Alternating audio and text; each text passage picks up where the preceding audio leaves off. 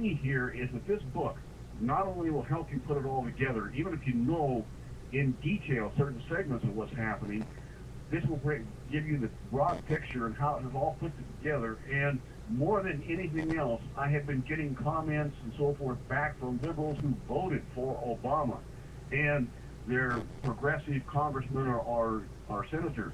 And they write back and they said, I couldn't put this book down. I started it in the evening. I read all the way through the night.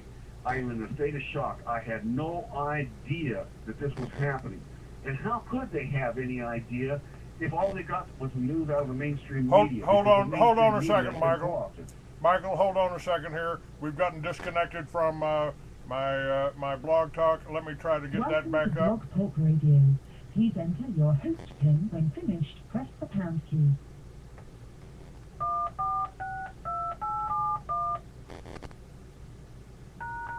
To hear important instructions, press 1. Since it appears you're calling back into a live show, we are reconnecting you now. Good enough, good enough. All right, we're connected back.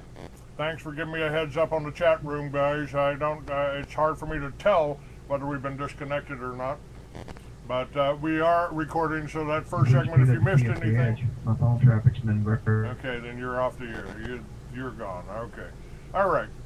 Yeah, so everything's operating, everything's working now. Hopefully, we're back in. Good. Okay. Let me just repeat that last a little bit, because apparently some part of the listening audience couldn't hear it.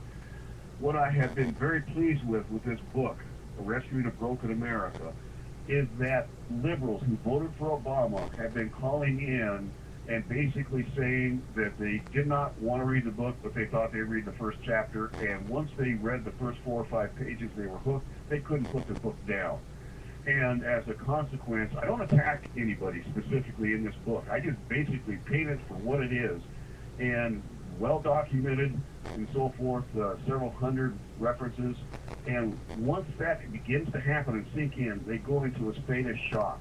This is one of the best tools that I have found so far, and of course I've only released it 2-3 weeks ago. We'll see as it goes down the road, but it is one of the best books or tools that I have ever produced or seen that could convince hardcore liberals, not progressive liberals, not ones that are literally indoctrinated and brainwashed into this new philosophy, but at least those who have inquiring minds, to all of a sudden be able to see what they have been doing. And they tell me they've gone into a state of shock. They had no idea this was going on, and how could they? Because they basically have been getting their information from the mainstream media, and the mainstream media is totally taken over with this new philosophy or worldview. Now, back, Joe McCarthy tried to warn us about communism. I just mentioned that every plank in the Communist Manifesto is intact. This bill S10 is following right along with plank number 9, which is requesting or suggesting that we need corporate farms and regional planning.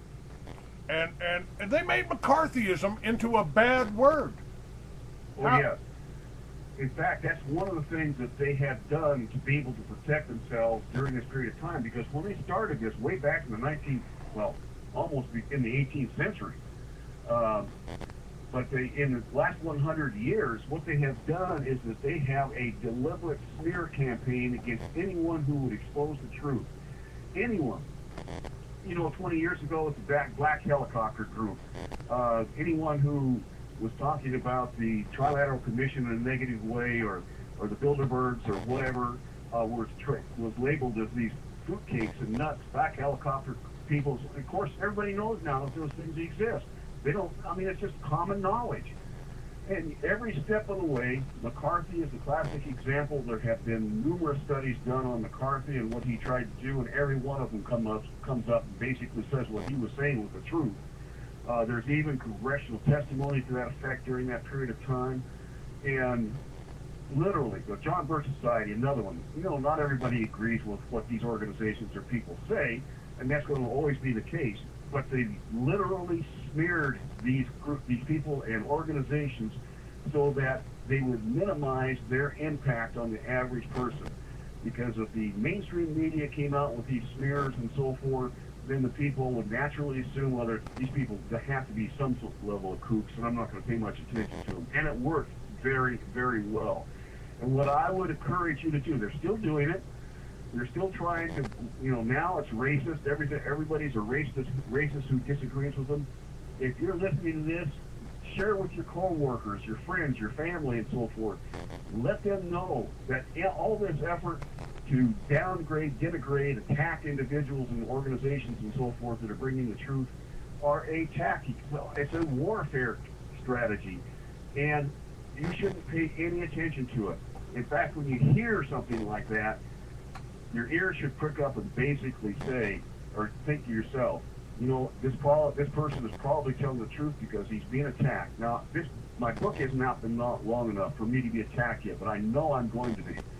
And you're going to hear some howls and screams of how terrible I am and so forth because I'm trying to bring you the truth.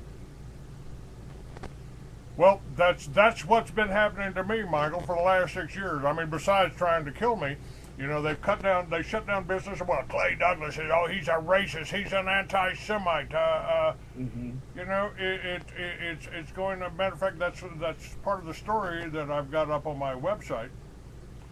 Is that they actually it's Israel has come out with a statement that they are they're financing a counter group, and we've seen this counter group here for 20 years. It's called ADL and Southern Poverty Law. Now let me ask you, when you talk about the international banksters, and they're the ones behind this, aren't they? I mean, where does it come down to? They're the ones that finance communism. They're the ones that finance communism. Jacob Schiff. He financed Hitler, as a matter of fact. They basically started World War II. They financed Hitler all the way through it. They're the only ones that kept the Soviet Union propped up for 70 years. It would have collapsed decades before it did of its own ineptness if it hadn't been for the financial support of these banksters, as you call them, the international financial community. But it's actually extended beyond that right now. It's actually into these multinational corporations and so forth that have to do necessarily with finance, but with production of products. Why? Because if these international corporations can control the market, they can keep all competition out and have the market for themselves. So there's a real economic gain for these international corporations.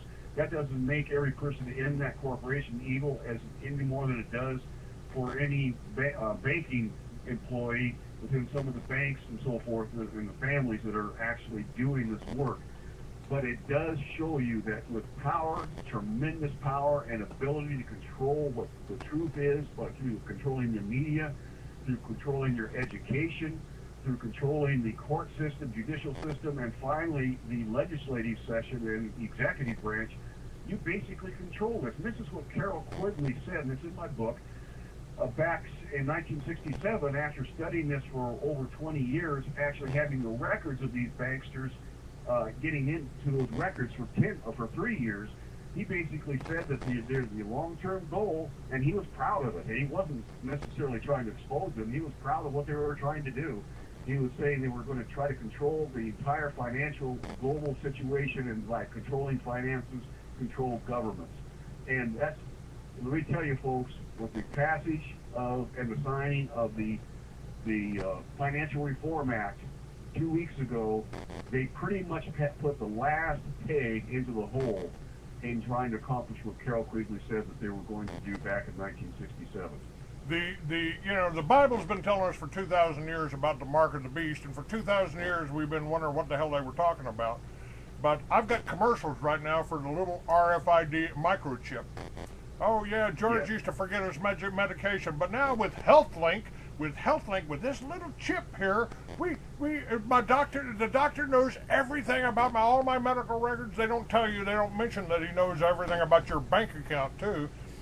And Aaron Russo had a conversation with Nicholas Rockefeller, and he said the plan was to chip everybody in the world, have everybody to chip, and then all they'd have to do is cut off the chip. And you wouldn't have access to your money. You wouldn't be able to buy or sell or anything. Right. Absolutely. So That's the direction we're moving on, and the whole attack on our economy, on our banking system.